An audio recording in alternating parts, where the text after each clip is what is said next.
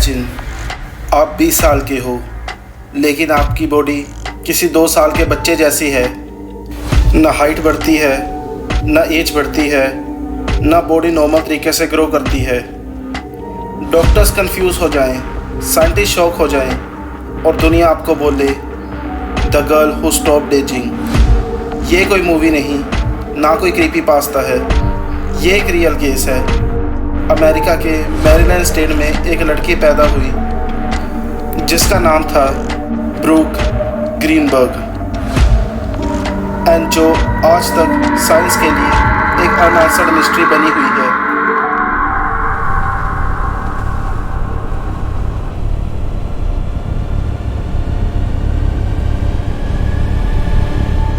जनवरी 8, 1993, Baltimore, Maryland, USA. एक normal family में एक बेबी गर्ल का जन्म हुआ। पेरेंट्स एक्साइटेड थे, सब कुछ नॉर्मल लग रहा था। उसका नाम रखा गया ब्रूक।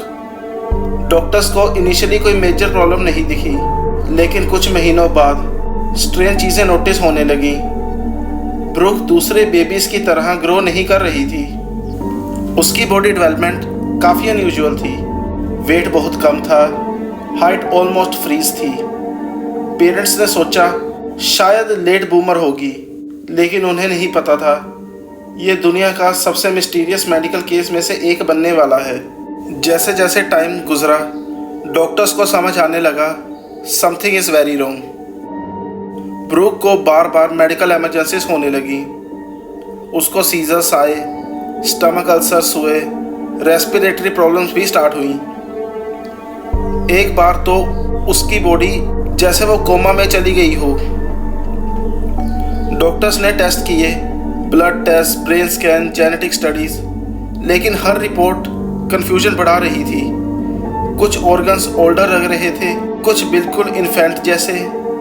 अब इमेजिन करो, एक ही बॉडी में अलग अलग एजेस। ये मेडिकली ऑलमोस्ट इम्पॉसिबल था। ब्रूक 5 साल की हुई, लेकिन दिखती थी एक टोडलर जैसी। 10 साल स्टिल ऑलमोस्ट सेम। 15 साल no puberty, no teenage growth, no normal ageing. उसकी हाइट सिर्फ अराउंड 13 इंचेस थी, वेट अराउंड 16 पाउंड्स। एक 20 year old girl frozen in childhood. Doctor shock में थे, क्योंकि नॉर्मली ह्यूमन बॉडी सिंक्रोनाइज तरीके से ग्रो करती है, लेकिन ब्रूक का केस डिफरेंट था। उसकी बोन्स एक एज दिखा रही थी, टीथ दूसरी एज, ब्रेन डेवलपमेंट अलग। ये ऐसा था जैसे बॉडी का हर पार्ट अलग अलग टाइमलाइन फॉलो कर रहा हो। ब्रूक का केस फेमस होने लगा। अमेरिका के टॉप मेडिकल एक्सपर्ट्स उसे इंटरेस्ट लेने लगे। रिसर्चर्स फ्रॉम मेजर इंस्टीट्यूट्स आए, John Hopkins school of medicine. Scientist के लिए ब्रूक सिर्फ एक पेशेंट नहीं थी, she was a medical mystery. कुछ रिसर्चर्स बिलीव करते थे अगर हम ब्रूक को समझ लें तो शायद एजिंग को भी समझ लेंगे। नाउ इमेजिन, अगर साइंटिस्ट एजिंग प्रोसेस को स्लो या स्टॉप करना सीख जाए तो longer life, anti ageing medicine, disease prevention. इसीलिए ब्रूक का डीएनए बहुत वैल्यूएबल बन गया। डॉक्टर्स ने हर नॉन डिसऑर्डर चेक किया, लेकिन कोई मैच नहीं मिला। फाइनली मीडिया ने उसकी कंडीशन को नाम दिया सिंड्रोम एक्स। ये ऑफिशियल मेडिकल डिसीज नहीं थी, बस एक निकनेम था for a condition science explain नहीं कर पा रही थी। कुछ साइंटिस्ट ने इसे नियोटिक सिंड्रोम कहा।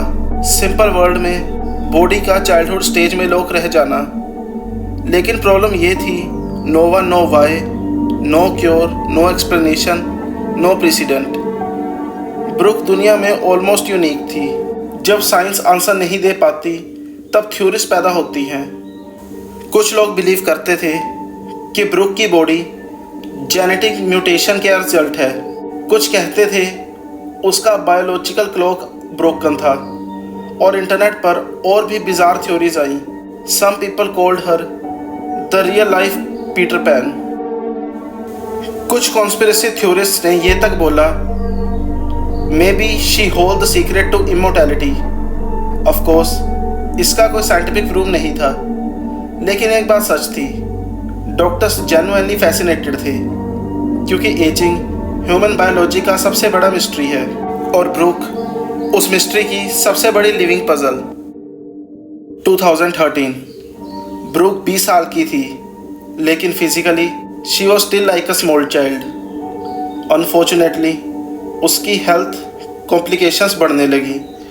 She suffered from lung related problems.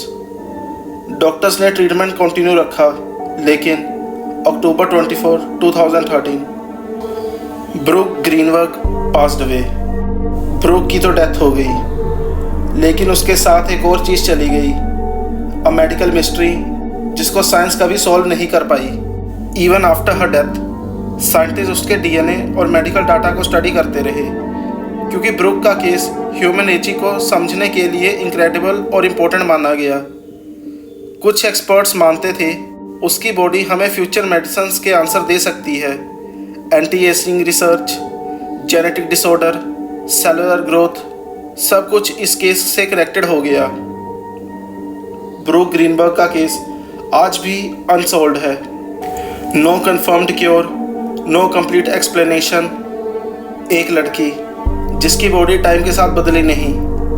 Science के लिए she was a mystery, family के लिए she was Brooke, and perhaps human history में पहली बार साइंटिस्ट ने एजिंग को एक डिसीज की तरह देखना शुरू किया। अब क्वेश्चन ये नहीं है कि ब्रूक क्यों नहीं बढ़ी, क्वेश्चन ये है कि अगर एजिंग रुक सकती है तो ह्यूमन फ्यूचर कैसा होगा।